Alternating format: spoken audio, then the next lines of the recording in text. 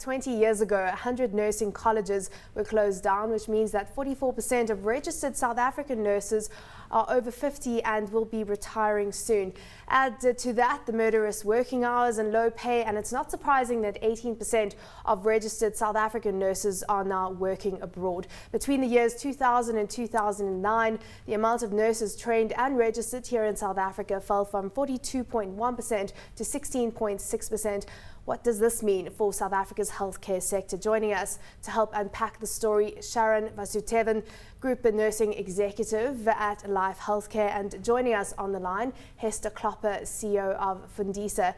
We'll come to Hester shortly, but thanks so much for joining us today, Sharon.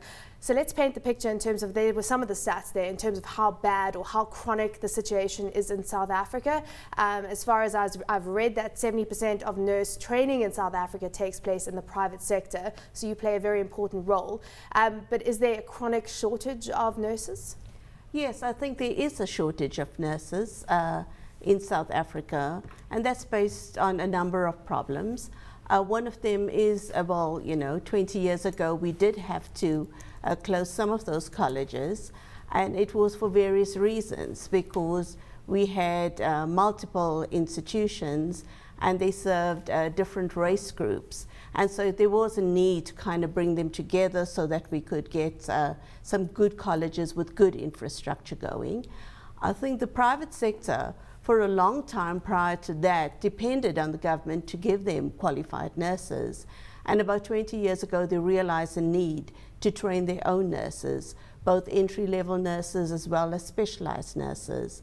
And so I know amongst the three major private healthcare groups, they've done a significant amount of work in terms of getting programs accredited and training their nurses, as well as getting involved in foreign recruitment. Mm-hmm. And so while we say they do train a number of nurses, the private sector at the moment are restricted in terms of the categories of nurses that they train. And the four-year program, especially the diploma and the bachelor's, is still done predominantly by the universities and the public colleges. So what categories are you responsible for? So we are at the moment training nursing auxiliaries, enrolled nurses, and we do the two-year program allowing enrolled nurses to bridge into registered nurses. Mm-hmm. And what the private sector is actually extremely good at is the training of specialized nurses because of their high-tech facilities. Yeah. If I can just pick up on the issue of closing those nursing colleges 20 years ago, what was the plan? It doesn't sound like it was a good thing to close them down, but I say that because I don't know what the plan was. What was the plan? Yes, I think each province had their own plan, because we had a number of nursing education institutions, and so each province had their own plan in terms of how they actually amalgamate those colleges. And so they tried to create mega colleges in some provinces where they would have one college with a number of sub-campuses, and then, nursing schools that offer the like the enrolled programs. And then there's others that, like in Gauteng, where they retained their colleges, but they decided to retain just 4 big colleges. Mm-hmm. And they really spent a lot of time trying to build the infrastructure around those colleges. Let's bring Professor Kloppers into the conversation now. Of course, joining us on the line, Professor Kloppers. Fundisa very involved, of course, in the training aspect of it and making sure that quality standards are upheld. What are the biggest challenges right now, and how difficult is it to attract people to the field and the career of nursing? Well, I just want to pick up on one point that Sharon has made in terms of the closing of the nursing colleges. And I think if we look nationally, we saw exactly the same phenomena within the within the education colleges, that the closing of colleges had a huge impact, and either on the quality as well as the quantity.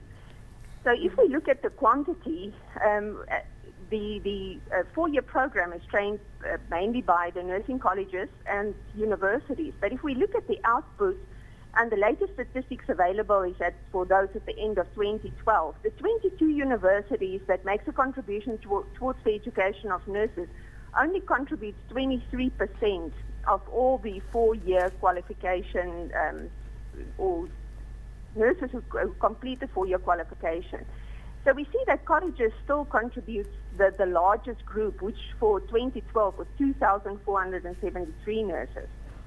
What we see is that, and it's because of a lack of good infrastructure in nursing colleges that we've seen over the years, is that private sector has picked up so much. But if we really look at the quality of and the type of nurse that we need within our country, we are in desperate need of bachelor-trained nurses. And I'm very fortunate to say that the South African Nursing Council has now made the decision a couple of years ago to move towards degree entry nursing for those that will lead to registration as nurses. And globally, we've seen research shows that the better the nurse is trained, the better the patient outcomes. Yeah. And I think that's exactly the quality of nurse that we need. I mean, I've just got to bring this back to a personal experience because I think it is quite relevant. I mean, I know someone who wasn't able to pass matric because they weren't able to understand and write English, a very intelligent person, but they didn't have that, and they desperately wanted to be a nurse, a very caring person, someone who'd probably be with the English background, a fantastic nurse further down the line. So how do you then get to those people? Because if you're saying you need a BA just to qualify to get into nursing school, you're basically saying that these type of people out there who perhaps would want to give back to society further down the line are being shut out. Well, there's also the other two qualifications, which is for an assistant nurse and enrolled nurse. So, I mean, that allows for different access criteria. What we're talking about is about qualified nurses that can really provide good quality specialized care where needed. And especially if we look in our country where we've now moved or re-engineered the primary healthcare services, in most of the rural areas in our country, we don't find adequate numbers of doctors. So it's the professional nurses who provide those services. And what are we looking for? It's a good qualified nurse who can really give comprehensive care to the population of South Africa. And that's where we have a huge need. And if we look at the numbers that's been produced in those categories, or specifically in that category, it's of great concern. Because if we look at what private sector is doing, they're training for their own needs. And if it wasn't for the private sector, I don't know what would have happened to numbers in our country in terms of nurses qualifying. But the category, and as Sharon has alluded to as well, is mainly on the enrolled and assistant nurses level. And I mean, they contributed, if we look at the 2012 statistics, 68% of all people that qualified, or nurses that qualified in those categories, came from the private sector. Yeah, and there we go. There's the stat around basically 70% of the nurses are coming from the private sector. Sharon, one of the problems that came out in the article is that the nursing profession just isn't as attractive as it used to be. It's not held as in high regard. How can we change that and raise the sort of esteem associated with being a nurse in South Africa? Yes, I think that must be done at a number of levels. Hester and I serve on a number of organizations in South Africa where we, from within the nursing profession, are trying to do everything possible to uplift the image of nursing, to improve the professionalization of nurses, to also look at the quality of education of nurses.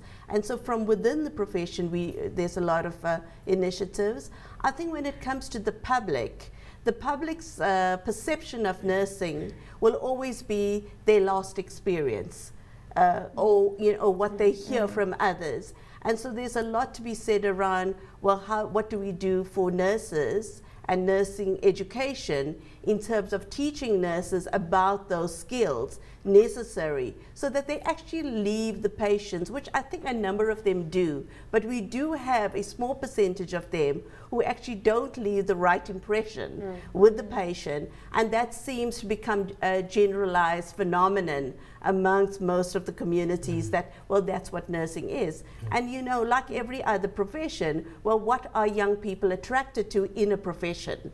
Well, they want to go into a profession that's prestigious, that's comes hot, well paid. Pay is a very critical aspect of why there's a shortage.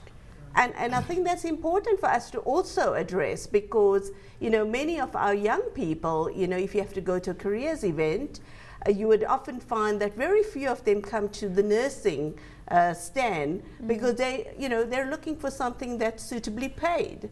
And so, and we have these challenges around remuneration of nurses. I think a few years ago, the government came out with the occupation-specific dispensation for nurses, where they were able to pay the nurses special allowances for their various years of experience, their qualifications.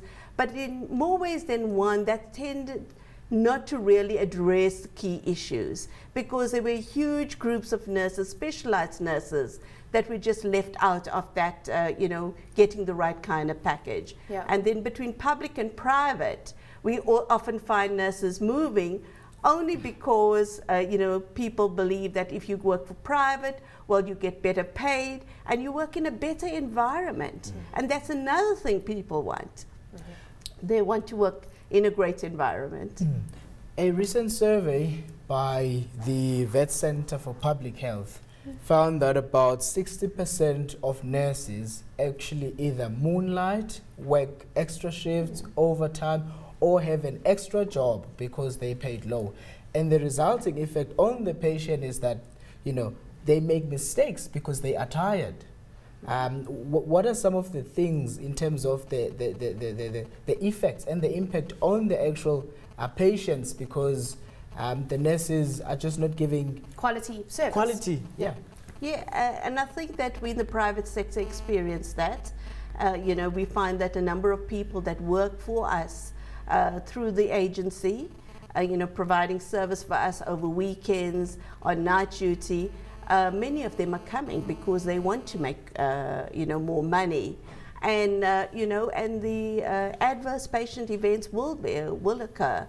And so we track that on a regular basis to make sure that that doesn't happen. More recently, we've been able to put in, stringent service level agreements with agencies, so that we were able to also get them to start to manage the kind of staff that come to us. Yeah. But I think most nurses tend to be rescuers, and so even in their personal life, they seem to be taking care of more than just their families, and so there's always this need for additional income.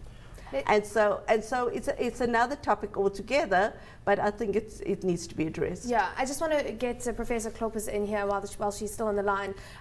We've seen that the US, in fact, has said that, or it stated that nursing is one of the fastest growing careers there. I'm just looking at innovative solutions. Japan has recently introduced robotic nursing technology to deal with its aging population. So they're getting it right in certain parts of the world, industrialized nations that, of course, have money. Professor Klopper, what innovative solutions can we look at in South Africa? Well, I think what is critical is that I would think that the solution for the way forward is really based around 4 areas that I would want to highlight. And the first is about we need to look at quantity. We need more nurses. And to do that, it means that universities need a higher intake, and we need to seriously now look at, and the minister has said that, but to reopen the colleges. So the moment the colleges reopen, it leads to another issue, which is the quality. How I think quality can be addressed is that what we've seen over years is that the nurse educators at some of the institutions have not moved forward in terms of improving their qualifications. So we're almost into a system now of where we will be very creatively need to think how are we going to retrain our nurse educators to be updated in terms of being able to train the new qualifications that's coming out as well. Then in terms of recruitment, it's no secret that for quite a while government has seen nursing training as a poverty alleviation. And I think it's really time that we start looking at selection criteria again that's based on values, aptitude testing, and that will really restore the image again. If I can use just one scenario from Johns Hopkins University in the United States, where we work very closely with them, is that the moment that they uplifted their selection criteria and really started looking at the top scorers in terms of gaining entry to nursing, they started having waiting lists for nurses to get into that nursing school. And the reason is that all of a sudden there was oh, well, this gives me good quality of training, and it restores the image of nursing as a whole within that country, and as part of other initiatives as well. Certainly some. And then the work environment, as Sharon has also said, is, if we look at the research that we've done, South Africa has the second highest number of burnouts amongst nurses. And this was amongst 18 different countries. And 48% of nurses in South Africa said to us that they've got the intention to leave the profession if they can. So that really asks for some intervention in terms of work environment and working with our nursing associations. Professor, we're going to have to leave it at that. Certainly bringing up some very critical points that we have to look at here when it comes to nursing in South Africa.